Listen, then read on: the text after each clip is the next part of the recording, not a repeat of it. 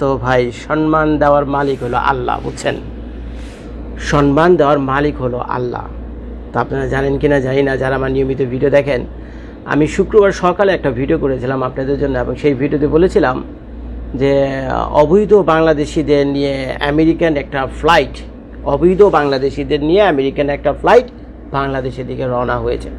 তো এই খবরটা যখন শুক্রবার সকালে, আজকে হলো সোমবার, শুক্রবার সকালে যখন এই ভিডিওটা আমি করি, তো আমার উপর আপনারা খুব অন্যায় করেছেন, বুঝছেন? খুব অন্যায় করেছেন, অনেক বকাবকি চিলাচিলি করছেন যে আমি এইসব ধুনফুন নিউজ কোথায় পাই, এইসব আলতু ফালতু নিউজ ধুনফুন কোথায় আমি পাই, বুঝছেন? এবং আমি বলে কি বলি ছড়াই, স্ক্যাম ছড়াই, বুঝছেন? এইসব আলতু ফালতু নিউজ দিয়ে আমি সোশ্যাল মিডিয়া গরম রাখি, স্ক্যাম ছড়াই, এগুলি আবি যাবি ইত্যাদি ইত্যাদি বলছেন। তো বলেন, আল্লাহ আপনাদের মুখ দিয়েছে বলতেই পারেন, কিন্তু ঘটনা সত্যিই ছিল।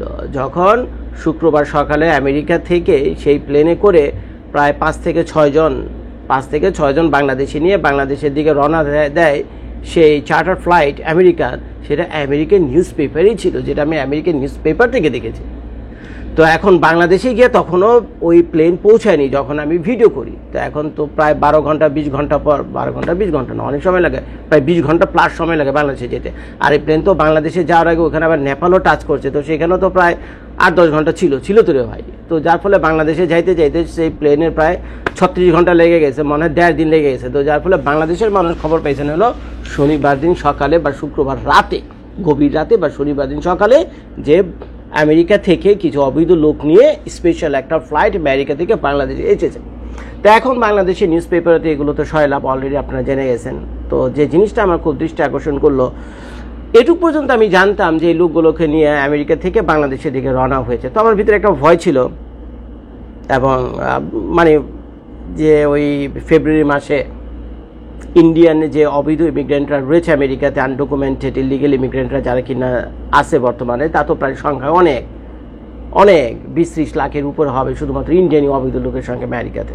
বাংলাদেশ তো হিসেবে ধারে কাছেও নয়। তো এখন ফেব্রুয়ারি মাসে 155 জন ইলিগেল ইন্ডিয়ান ইমিগ্রেন্টদের নিয়ে ভারতের নয়াদিল্লিতে কিন্তু একটা প্লেন এসেছিল। সেই প্লেনটা আপনার মনে আছে কি না দেখেন, তো এই প্লেনটাকে আপনারা চিনেন কিনা দেখেন। প্লেনটাকে আপনারা চিনেন, যে কম্পিউটার পর্দায় আমার আছে পিছনে, এখানে লেখা আছে ইউএস এয়ারফোর্স। এই প্লেনটার নাম হলো C-17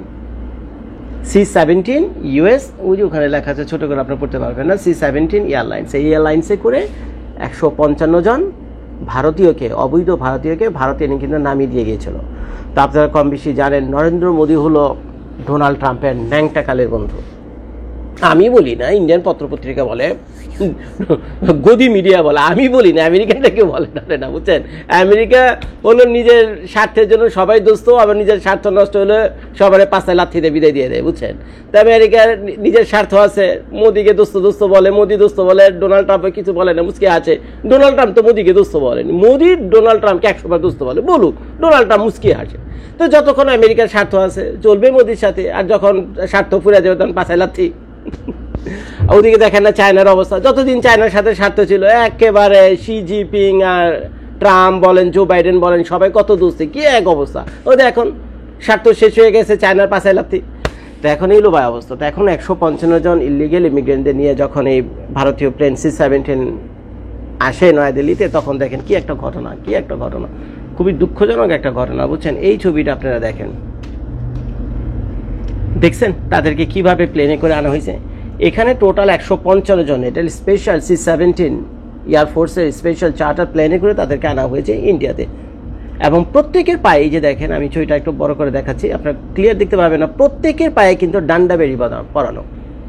প্রত্যেকের পায়ে কি ডান্ডা বেরি পরানো। আমি জানি না যে ডোনাল্ড ট্রাম্প এত অসন্তুষ্ট হয়েছে কী কারণে। ডোনাল্ড ট্রাম্পের অনুমতি ছাড়া, পারমিশন ছাড়া আইসির যে লোকজন আছে, ইমিগ্রেশন অ্যান্ড কাস্টম এনফোর্সমেন্টের যে লোকজন আছে, বা USCIS, বুঝছেন, হোমল্যান্ড সিকিউরিটি যারা অফিসিয়াল কাজ করে, এরা তো ডোনাল্ড ট্রাম্পের অনুমতি ছাড়া বা হাই অফিসিয়ালের পারমিশন ছাড়া তো এগুলো, কনসেন্ট ছাড়া তো এগুলো করেনি। প্রত্যেকের হাত কিন্তু শিকল দিয়ে বাঁধা, এবং প্রত্যেকের পায়ে হলো ডান্ডা বেরি পরানো। এবং এখানে যাদেরকে দেখতে পাচ্ছেন, এখানে টোটাল 155 জন ভারতীয় রয়েছে।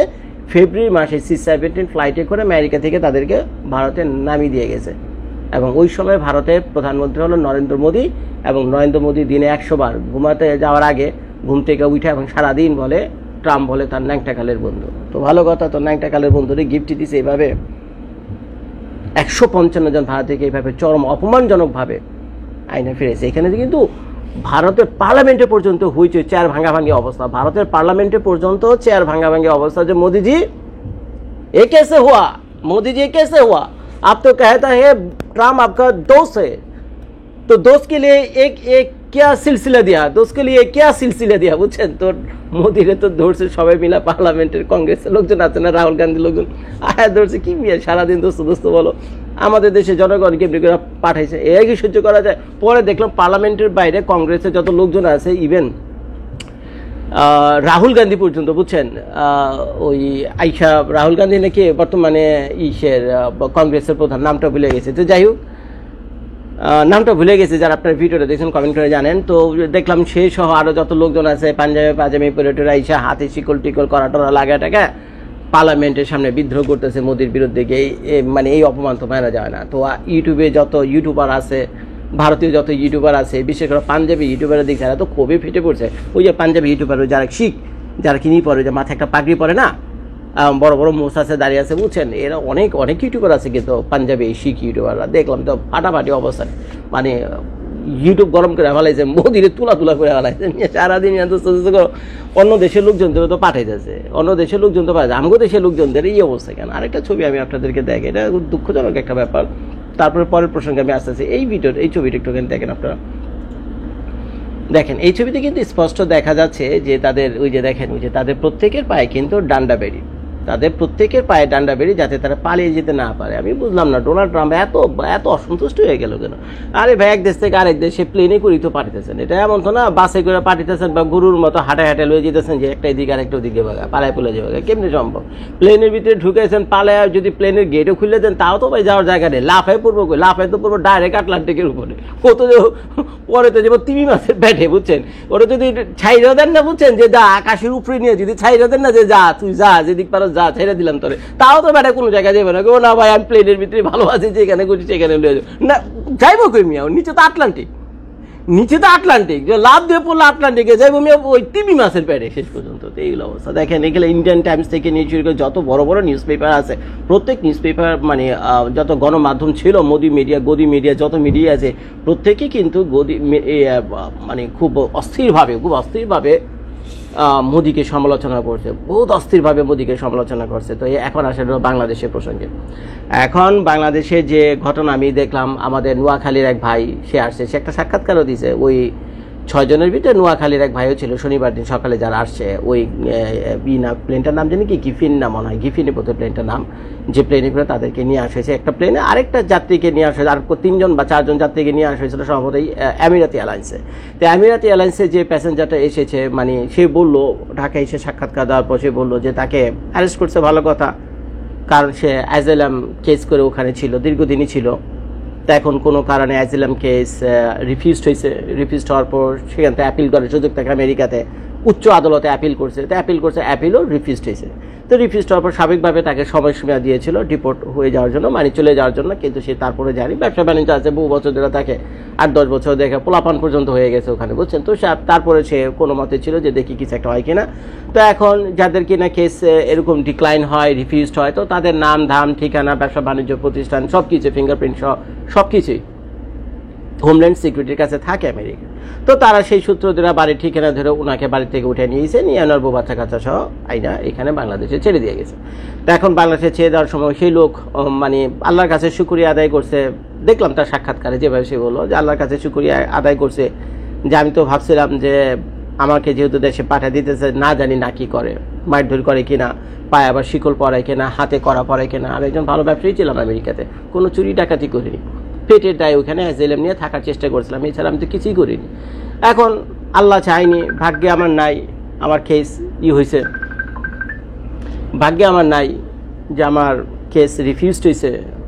তো আজকে আমি এখন বাংলাদেশে চলে যাচ্ছি, হ্যাঁ আমার সাথে কী করে না করে, আমি তো সম্মানিত লোক আমেরিকাতে, যে সোসাইটিতে থাকতাম আমার অনেক সম্মানও ছিল আসলেই। কিন্তু বাংলাদেশি যত আমেরিকানরা আছে, যারা আমেরিকাতে থাকে, যথেষ্ট সম্মানের সাথে থাকে। ফকির মিসকিন ভিক্ষুক আজ পর্যন্ত আমার চোখে পড়ে না। হ্যাঁ, কোথায় আমেরিকানরা ফকির মিসকিন ভিক্ষুক আমি দেখছি, ভিডিও করে দেখা মনে, কিন্তু বাংলাদেশিরা নাই।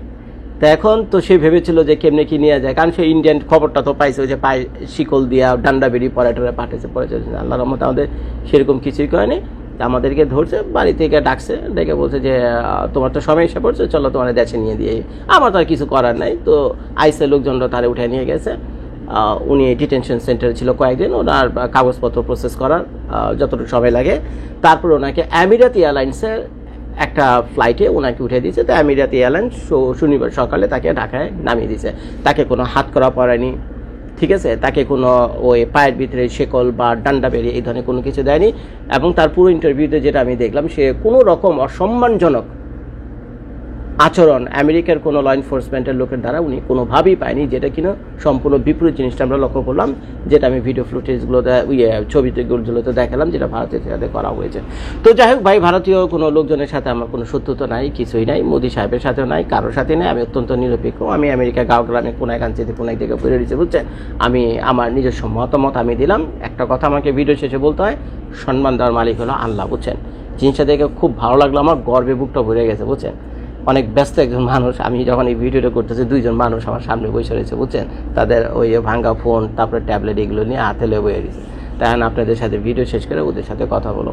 তো যাই হোক, ভিডিও দেখার জন্য সবাইকে অনেক অনেক ধন্যবাদ।